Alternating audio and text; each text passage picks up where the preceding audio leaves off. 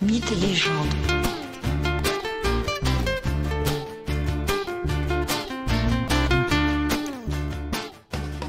Bonjour à tous et bienvenue dans un nouvel épisode de Mythes et légendes. Aujourd'hui, je vais vous conter la légende tout à fait extraordinaire du ver de Lambton.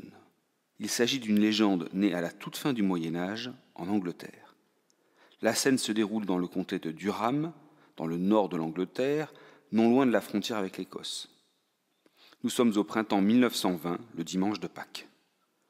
Tous les habitants du village se rendent à la messe, tous, pas tout à fait.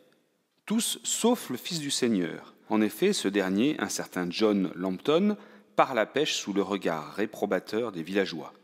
Lui, goguenard et fidèle à son comportement irrespectueux des autres et de la morale, va vers la rivière, y installe sa canne à pêche et attend. Les heures passent et pas un poisson ne vient mordre à l'hameçon. John Lambton s'agace et s'impatiente. Il commence même par jurer par tous les dieux.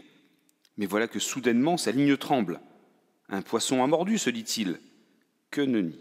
John tire sur sa canne à pêche pour remonter la proie, et ce n'est pas un poisson qu'il trouve au bout de sa ligne, mais une sorte d'affreuse sangsue longue comme un homme, au dos noir et aux yeux de braise.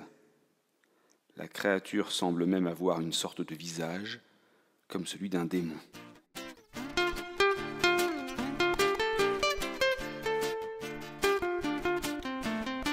John est pris d'horreur. Il hésite un instant sur la conduite à tenir.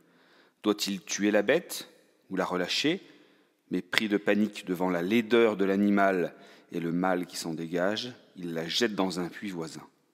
Encore sous le choc de ce qu'il vient de vivre, John réfléchit et se dit que cette créature est peut-être pour lui un signe divin qu'il doit faire pénitence pour se faire pardonner les nombreuses fautes qu'il a commises durant sa jeunesse dissolue.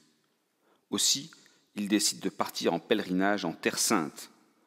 Autant vous dire que le voyage aller et retour, à pied, à dos de cheval et en bateau, est très long. Pendant l'absence de John, le ver hideux se développe et grandit à l'intérieur du puits. Bientôt, le puits est trop petit pour le ver.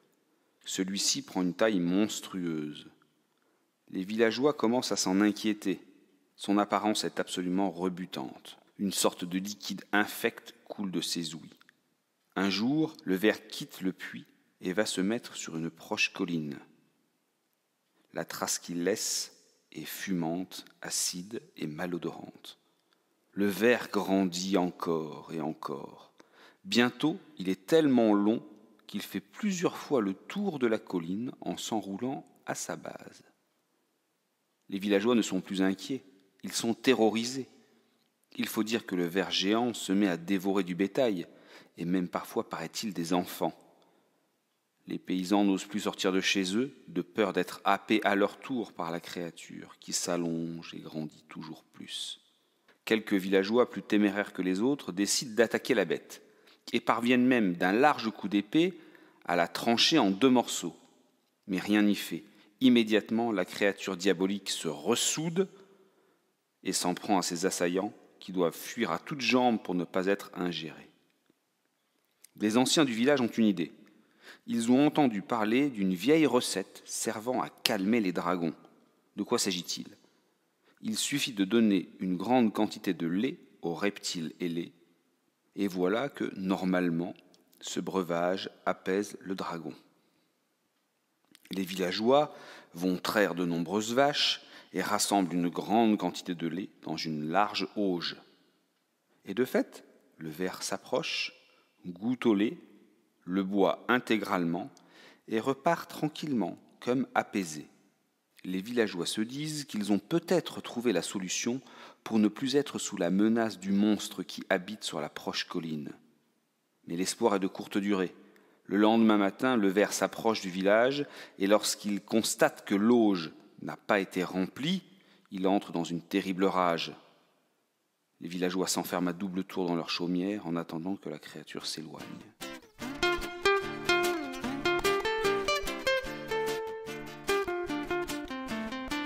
Voilà qu'un beau jour, John rentre de son pèlerinage en Terre Sainte.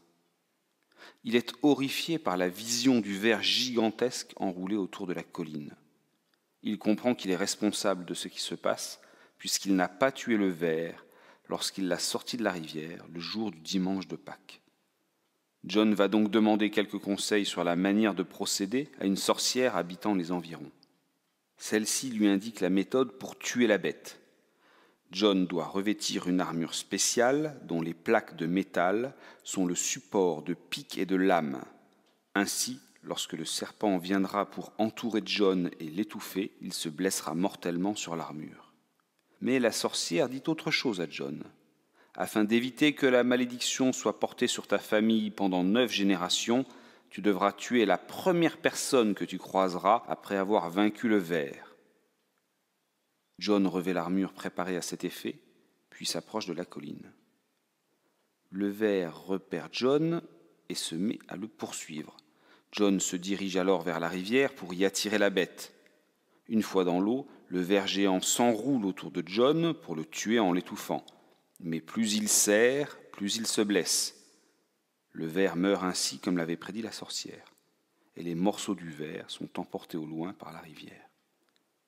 John sort de l'eau et retourne vers le village, fier d'avoir débarrassé la contrée du ver. Arrivant chez lui, il est accueilli par son père qui le félicite et le serre dans ses bras comme un héros.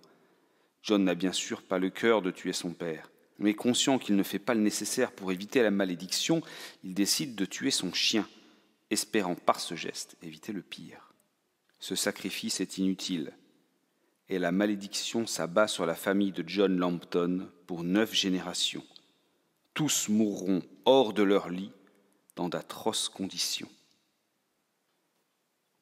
J'espère que le récit de cette légende vous a plu, et je vous dis à bientôt pour un prochain épisode.